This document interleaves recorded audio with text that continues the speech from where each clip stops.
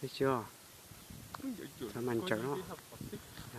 Sao mới trên giữ để đó. Một. Sao mà tụi nó khi tôi mà chơi trong trường chân chở. Dạ đó.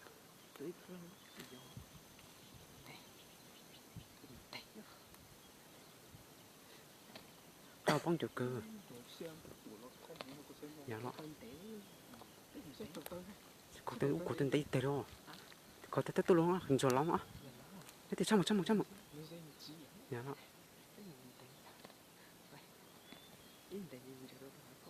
Ông tụi pro để chơi vội à. Dạ đó. Trên chơi đá không mà lên nè. Dạ đó. Chả nó từ khi tới tháo cho tụi. Sao thế thì sao mà.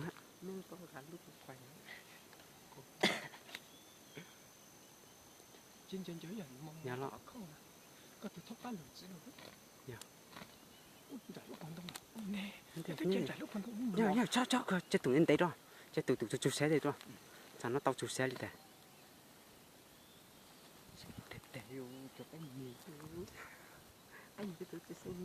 Ta tụi nó được trừ á. Ta thế là nó chẳng hàng lùi nằm một khi không. Siêu rồi. Tụa. Mình sai mông. Chơi khen đấy là khen đó. Nhớ cái chơi tiếp rồi. Khen chứ thì cái chăm mà. Chả mà chả. Tiếp rồi giặt phương này cái tụ. Nhớ từ cái tiếp rồi mà khen mông.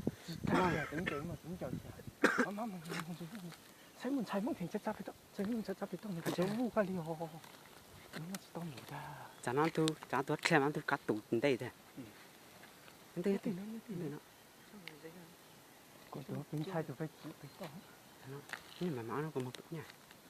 Nhớ sao một trăm phải coi. Chả nó tương tự thể thế. Dạ nó. Nhớ nó sao một phải coi. Dạ nó.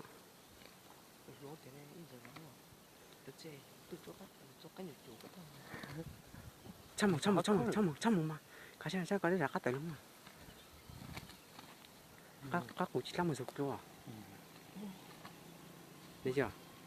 Nhớ mấy mà nó thể mà coi chưa? Lại để mừng lắm để. Chả mừng lọ lắm. Đây là tự lo đó. Có tủ á. Đó có tủ á. Nhất thì trăm. Nhất là cắt chơi tủ chơi mà. Nó lụt đó. Nhất thì. Là trả ra tớ luôn. Có một chút xíu nào. Đó tủ á. Phải to còn chắc chắc.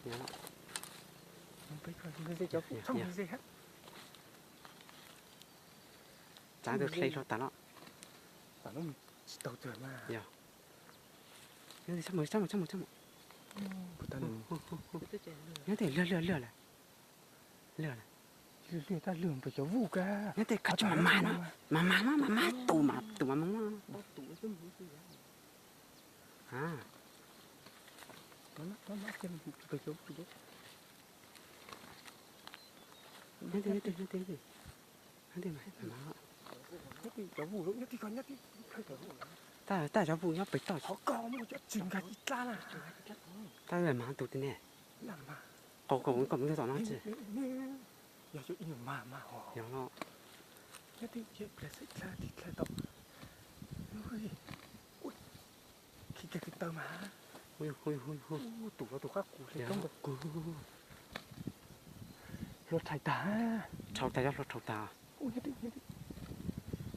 Tao mà. Chạy không? Tao mà. Bây giờ đi là tao mà. Ôi. Tao mày mà. Đi xa tìm vào. Cho nó chạy tao. Nhất đi. Không phải Chứ mình cho phải tao. Dạ đó. Không phải tao, trâu bây giờ nó cắt tôi phải tôi nha. Ui. Nhất thì. Mình tao này. Tao chấm một. Chủ xe không? Chủ xe nó. Tôi mà các con đã khá là tốn tiền. Giờ đã khá là tốn đó.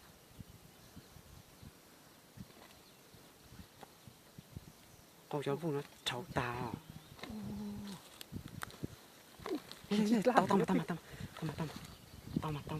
Tao khi thấy mà.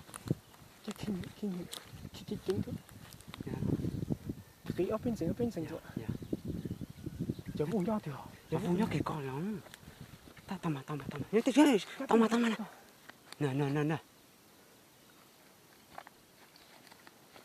Lấy ra.